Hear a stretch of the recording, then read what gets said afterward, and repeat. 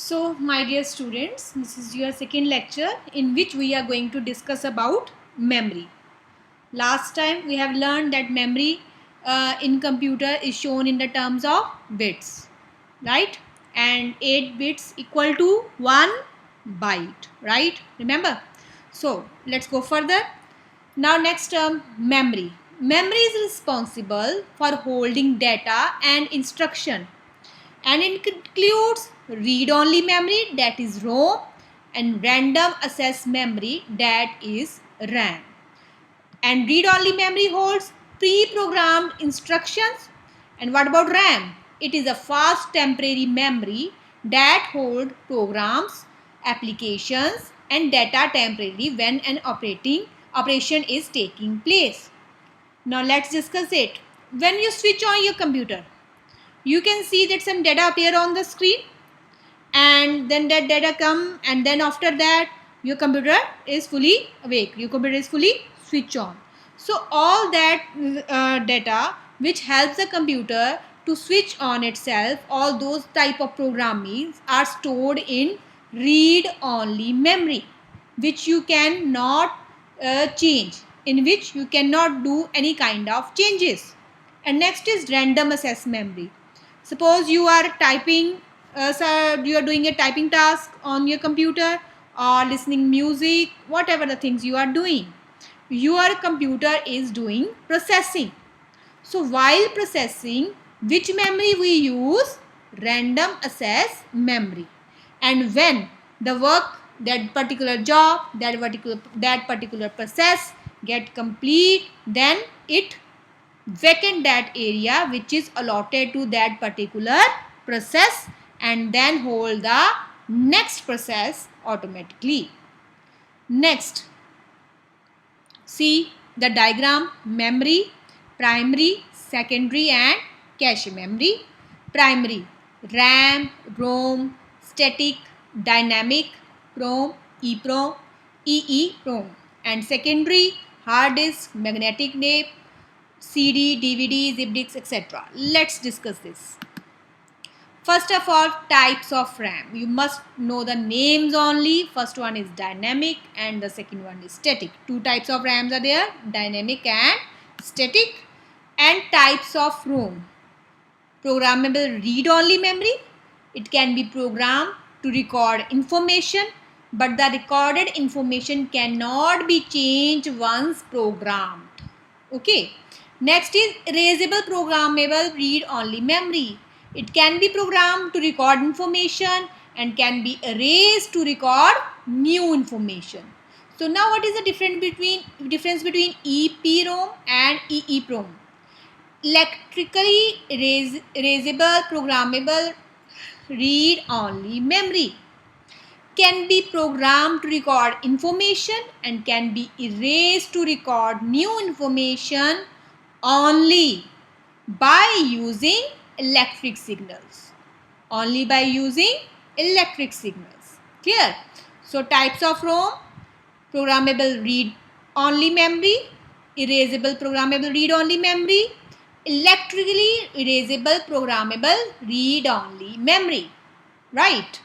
This much definitions are sufficient.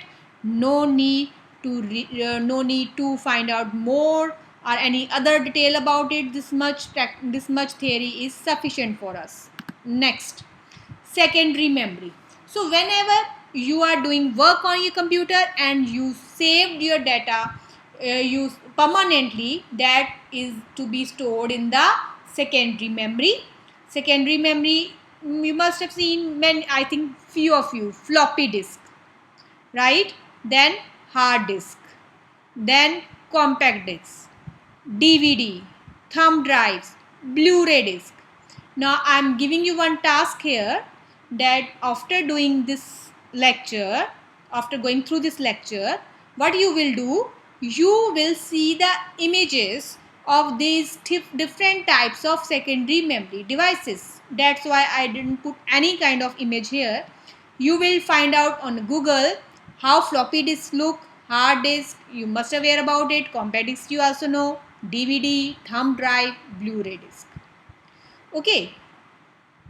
Next, What we can read about it at floppy disk? This floppy disk was one of the oldest type of portable storage. What is the meaning of portable? Portable means which you can transfer from one place to another easily. For example, your pen drive, that is portable. You can carry it in your pocket. It's easy to carry, right? But their use is now discontinued. Means when I was student, I was using floppy disk. I have used this floppy disk once. But the thing is that you have to see the image of floppy disk on Google. Please do that. Next is hard disk. The hard disk stores information on one or more circular platters which are continuously spinning. The tracks are divided into sections called sectors. Right? We have seen the diagram, we have seen the full detail of hard disks in our previous classes. But still, go to the Google and find out the images of hard disks too. Next, compact discs. They are a form of optical media which is relatively cheaper and have storage capacity of up to 700 MB. Compact disc, CD, alright. DVD, it looks same as CD but can save up to 15 times the data stored on a CD.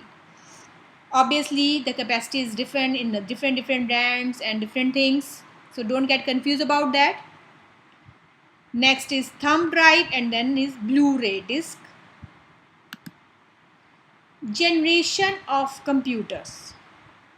All we know that different types of generations are always there in all type of devices. Let's take a simple example of TV at your home. Firstly, the black and white TV was there. Then TV with remote, TV with different colors, TV with different displays. And now see that LCD is there, right? And after that, you can see that many type of televisions are there which you can fold even like a paper. So what is this? This is the different types of generations. Means as the technology is getting advanced, our devices are also getting advanced in that way, right? So same with the computer too, right? Because computer is also a device. So it is also getting advanced day by day with the involvement of more and more technology. So first one is first generation computer. There is a full-fledged chapter about the generation of computer in your book, but we will read only the important data from the different generations of the computer. Firstly is first generation computer and it use vacuum tubes. Please make yourself very clear about it. Which techniques it use? Vacuum tubes. And you can see the image also. These are the vacuum tubes. You can see these vacuum tubes in our old televisions too. The first generation computer were huge, slow, expensive and often unreliable. They generated a lot of heat. You have seen in your computer lab during summers we have to use AC. Why? Because computers are generating heat. But the level of generating heat is less in our nowadays computer. But before, in the first generation computer, the level of heat was high. And it required very large space. Why it required very large space? Because the size of the computer was big. That's why we have already read it's huge. It used vacuum tube for circulatory, punch card and paper tapes were used for storage. Storage के लिए हम क्या use कर रहे हैं? Punch cards and paper tapes. Examples are given. Please, you have to keep in your mind the technology which they use and different features. I just summarized all the features in single line: huge, slow, expensive, and often reliable. This much detail is sufficient for you too. And examples. Must be aware about one or two examples. Okay. Then next is second generation computer. Second generation computer use transistor. Which technology they are using? Transistor.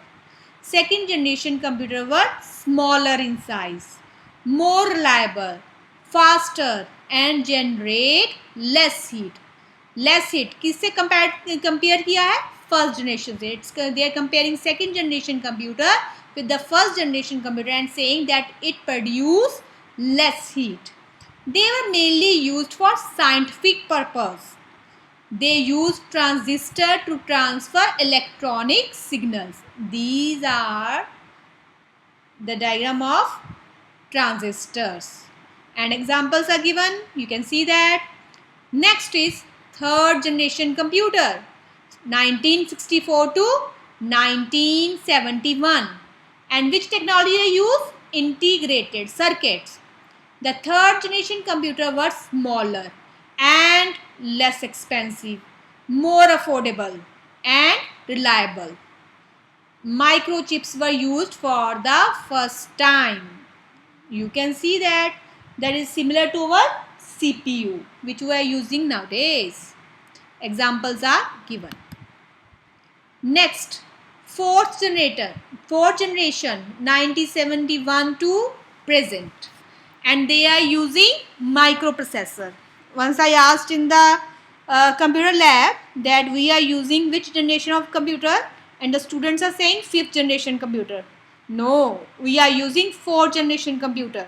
Fourth generation computers were smaller, better, reliable and affordable. Yes, we can afford that, right? This was the first time when computer began to be used in homes and offices. Examples are given, right? Next, fifth generation, present and beyond. They are using artificial intelligence. You must be aware about it. AI, artificial intelligence, the most crucial part of our computer line, artificial intelligence. The fifth generation computer will be used parallel processing and superconductors for better performance and result. It is currently in development. Examples, robots, right?